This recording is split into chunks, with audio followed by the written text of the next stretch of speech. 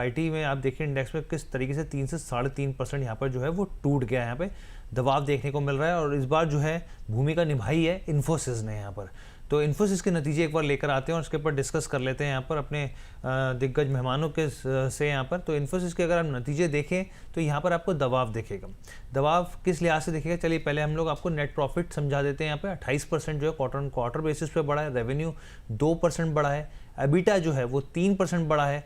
अगर revenue dollar के हिसाब से देखें तो आपके सामने पता चलेगा आपको कि ये जो है वो इसमें भी जो है 1.2% का डिप है। लेकिन अब इसमें समझने वाली बात क्या है, देखिए कांस्टेंट करेंसी जो रेवेन्यू है वहाँ पर जिस तरीके से टारगेट्स दिए गए थे यहाँ पर FY26 के लिहाज से, वहाँ पर जो है आप समझिए कि 0.5 के आसपास थे, लेकिन ये -1.5 पहुँच गए। तो वो एक बड़ा जो है वो चौंकाने वाली चीज़ थी। उसके अलावा यहाँ पे जो गाइडेंस दी जा रही है, कमज़ोर रेवेन्यू गाइडेंस दी जा रही है 1.5% से लेकर 3.5% यहाँ पर। तो ये जो है कंसर्न है यहाँ पर। BFSI सेक्टर की बात करें, वहाँ पर जो यहाँ पर जो डिस्क्रिशनरी स्पेंडिंग होती है उसमें काफ़ी देरी देखने को मिली है। यहाँ पर डील डाइवर्जेंस जो हैं वो ज़्यादा खिंच गए हैं यहाँ पर। और जो माइक्रो इकोनॉमिक हम लोग देख ही रहे हैं जिस तरीके की चुनौतियाँ हैं यहाँ पर, ठीक है यहाँ पर AI को लेकर ग्रोथ एक हल्की फुल्की ठीक है, लेकिन बाकी जो स्थितियाँ हैं वो साफ तौर पर कमज़ोर दिख रही हैं। यहाँ पे अंशुल सर मैं आपसे बात करना चाहूँगा शुरुआत यहाँ पे आपसे, और तीनों गेस्ट से मैं एक एक करके आईटी पर टेक लूँगा, क्योंकि देखिए इसके चक्कर में TCS भी कुट गया और भी बहुत सारे स्टॉक जो है SCL टेक जो है उस वहाँ पे पिटाई हो गई। सर कहाँ पर इंडेक्स अभी 3% टूटा पड़ा है यहाँ पर साफ तौर पे, और स्थितियाँ आगे के लिहाज से आपको क्या बनती हुई दिख रही हैं? सर अभी चलेगी, ये अभी और सेलिंग चलेगी। और अब आप मान के चलिए कि इन्फोसिस में आपको 1080 1085 और लेवल देखने के लिए मिलेगा। प्रिसाइसली 1087 जो कि अप्रैल 2023 का स्विंग लो है, यहाँ तक हम नीचे आते हुए दिख रहे हैं। बेरिश फ्लैग का परसों के सेशन में ब्रेकडाउन है। शायद कल भी हमने डिस्कस किया था कि 1281 के नीचे अगर क्लोज करता है तो पहला टारगेट 1218 खुलेगा। आज उसके नीचे गैप अप खुला है, गैप डाउन खुला है और ये अब खुल गया है 1087 का लेवल। तो ये 1087 आते हुए दिख रहा है मेरे को। अब आईटी इंडेक्स वीक लग रहा है, मैं इसलिए बार बार आपसे बोल रहा हूँ, अभी भी मैं यही बोल रहा हूँ कि आपको आईटी इंडेक्स पे आईटी 20 के द्वारा ही प्ले करना चाहिए। किस में तेज बाउंस आएगी, किस में गिरावट आएगी कहना मुश्किल है, बट धीरे धीरे आईटी इंडेक्स रिकवर हो जाएगा, ये पक्की बात है। तो टिप्स पे आईटी इंडेक्स वापस एक्यूमुलेट कीजिए। पिछली बार 4000 पॉइंट प्रॉफिट खाया था, इस बार उससे बड़ा खाएंगे, बट टिप्स पे अगर आप एक्यूमुलेट करके माल जमा करते रहेंगे तो आपको पैसा बनेगा। ठीक है प्रदीप सर, आपके पास आना चाहूँगा मैं यहाँ पर। और अभी देखिए क्योंकि इंडेक्स जो है वो करीब 29,000 के आसपास है, और यहाँ पर आपके हिसाब से सपोर्ट रेंज क्या 27 से 28,000 के आसपास है, क्या यहाँ की स्थिति अभी ब्रेक होती हुई दिख रही है यहाँ पर? देखिए ऑलरेडी हमने देखा लास्ट 1 साल 1.5 साल से आईटी नहीं चल रहा है, अर्निंग नहीं ठीक से आ रहा था। उसके बाद क्योंकि इनका जो बिजनेस है थोड़ा बाहर से भी डिपेंड करता है अर्निंग्स, तो कहीं ना कहीं उसमें थोड़ा प्रॉब्लम हो गया था। उसके बाद एंथ्रोपिक जो प्रॉब्लम आया है, अभी फिर से अर्निंग जो है सही नहीं आ रहा है। सो ऑब्वियसली अर्निंग प्राइस को रिफ्लेक्ट करेगा कमिंग फ्यूचर में। सो जिस तरीके से ओवरऑल आईटी में प्रेशर है, डिस्क्लेमर है हमारे मॉडल पोर्टफोलियो एंड रिसेंटली हमने जो एक मूव आया था उस मूव में हमने एग्जिट किया है ओवरऑल आईटी से। तो इसीलिए मेरा अभी कोई भी इसमें बाई करने का या तो एवरेज करने का सलाह नहीं होगा। ऑब्वियसली लॉन्ग टाइम के हिसाब से तो अच्छा लगता है इन्फोसिस एंड टीसी जैसे स्टॉक्स, लेकिन ये तो कल ही पता चल गया था कि इन्फोसिस का भी रिजल्ट अच्छा नहीं आने वाला है। कहीं ना कहीं मार्केट को पसंद नहीं आएगा जिस तरीके का एक्सपेक्टेशन मार्केट लेके चल रहा था। सो मुझे लगता है कि ये गिरावट अभी भी कंटिन्यू रह सकता है। अभी थोड़ा लेंगे, बाद में लेंगे, महंगा लेंगे, लेकिन क्योंकि हम लोगों ने अभी एग्जिट किया है कुछ दिन पहले ही, जब थोड़ा बहुत रिकवर हुआ था उस टाइम पे, तो उसके बाद लगातार ऑलमोस्ट उसके बाद Infosys and others IT counters हमारे एग्जिट करने के बाद ऑलमोस्ट 12-13% नीचे आ गया फिर से। सो कहीं ना कहीं एग्जिट परफेक्ट टाइम पे हो गया है और अभी हम फिर से और लोअर लेवल के लिए वेट करेंगे, नहीं तो बाद में महंगा खरीदेंगे। अभी यहाँ पे मेरा एवरेज या तो बाई करने का सलाह नहीं रहेगा जी। ठीक है अंबाला मैम, मैं आपसे समझना चाहता हूँ और हमारे दर्शकों को भी ये चीज़ समझाइए कि भाई आखिर अब आईटी पैक में करना क्या है, क्या पूरी तरीके से दूरी बना लेनी है? TCS के नंबर्स आए मैम, आप ये सोचिए कि इन चारों में नंबर देखिए, चाहे आप टाटा की बात कर लीजिए, यहाँ पे इन्फोसिस की बात कर लीजिए, टेक महिंद्रा की बात कर लीजिए, और इसके अलावा यहाँ पे SCL टेक की बात कर लीजिए। तो टाटा और टेक महिंद्रा ऐसा रहा जिनके जो कांस्टेंट करेंसी रेवेन्यू रहा वो ठीक ठाक रहा, लेकिन उसके बावजूद जो है वो पिटाई हुई। लेकिन सबसे ज़्यादा पिटाई SCL टेक की और इन्फोसिस की हम लोग देख ही रहे हैं यहाँ पर। इनके जो कांस्टेंट करेंसी और आगे की गाइडेंस है वो काफ़ी ज़्यादा खराब है। पूरे तरीके से एग्जिट कर ले क्या, निकल जाए क्या मैम यहाँ से?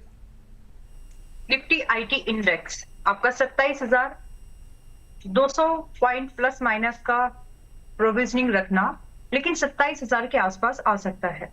थोड़ा सा और लिबरल अगर सुनना है तो 27,500 आ सकता है, कंसिडरिंग इन सब स्टॉक्स के मूवमेंट को ध्यान में रखते हुए। वंस दिस हैपन, वहां पर वापस से आप निफ्टी ईटीएफ आईटी ईटीएफ्स को चाहे तो खरीद सकते हैं, निफ्टी आईटी 20 को खरीद सकते हैं। रही बात स्टॉक स्पेसिफिक एक्शन अगर आपको लेने हैं, तो जो जो स्टॉक्स डिस्कस किए थे, जहां जहां टारगेट है वहां से आपको निकलना चाहिए, अगर नहीं निकले तो निकल जाओ। रही बात खरीदारी की, तो एक ही वर्ड में जो आपने सीधा सवाल पूछा कि क्या आज 24 अप्रैल 2026 है, आज निकल जाए, क्या आज आईटी पूरा खाली कर दे? कर सकते हो। मुझे कितना अच्छा लग रहा होगा आप सोच के देखिए, मैंने निफ्टी आईटी इंडेक्स ईटीएफ खरीदे थे, बताया था ना आपको कि मैंने 24,500 के आसपास, 24,400 29,400 के आसपास खरीदा है निफ्टी आईटी ईटीएफ को। और वहां से लगभग जब ये आया था आपका 31,000 समथिंग, मुझे लगा कि अब यहाँ से गिरावट हो सकती है, मैंने उनको बेच लिया। I am feeling very happy कि वो डिसीजन में ले पाई, अदरवाइज मैं भी शायद इसी तरह से सोच रही होती कि अब क्या करूं। सो फ्रेंड्स, अगर आप अभी भी आईटी के स्टॉक्स में हैं, 27,500 तो आप मान के चलो आ रहा है, एंड ग्रेजुअली जब ये आएगा तो आपके स्टॉक्स भी आएंगे। So for the time being, for the next 2 week, considering 2 हफ्ते के समय पर एग्जिट ले सकते हो, बेटर एंट्री मिल जाएगी। तो क्योंकि आपको अच्छे डिस्काउंट पर एंट्री मिल सकती है, इसीलिए बोल रही हूँ फिलहाल निकलो, उतनी ही क्वांटिटी आपको थोड़े कम प्राइस पर मिल जाएंगे वापस से। तो अभी के लिए तो एग्जिट है। ठीक है सर, ठीक है मैम। तो यहाँ पे जो है अभी पूरी तरीके से एग्जिट की सलाह यहाँ पर दी जा रही है मैम की तरफ से। 1-2 सवाल लेते हैं, फिर हम लोग अपना अगला सेगमेंट की शुरुआत करेंगे, क्योंकि बहुत सारी जो खबरें हैं जिनके बिना पे स्टॉक जो है वो रिएक्ट कर रहे हैं यहाँ पे। एक पुष्कर चौहान जी हैं यहाँ पे। प्रदीप सर, मैं आपके पास आना चाह रहा हूँ। ये कह रहे हैं कि यूबीएल जो है इन्होंने 1862 के भाव पर खरीदारी कर रखी है। कह रहे हैं कि क्या एवरेज करूं, होल्ड करूं या फिर सेल करूं, और आईसीआईसी बैंक के ऊपर आपका क्या व्यू रहेगा आज के लिहाज से? क्या आज मैं बाय कर सकता हूं कि नहीं कर सकता हूं? प्रदीप सर, आपने मुझे लग रहा है म्यूट कर रखा है। जी देखिए, मुझे लगता है कि यूबीएल में अभी बाय करने का राइट टाइम नहीं है। ऑलमोस्ट एक डबल बॉटम तो बना है, लेकिन सपोर्ट अगर 1422 में लेता है तो फिर से थोड़ा बहुत मूव मिलेंगे, लेकिन एक टॉप बना के आ रहा है ऑलमोस्ट 1535 से 1482 के आसपास का प्राइस चल रहा है। अभी बाय करने का राइट टाइम नहीं है, और ओवरऑल मंथली चार्ट पे देखेंगे तो एक डाउन ट्रेंड में ही चल रहा है। मुझे लगता है कि थोड़ा आप वेट करके जाइए, थोड़ा बेस फॉर्मेशन होने दीजिए।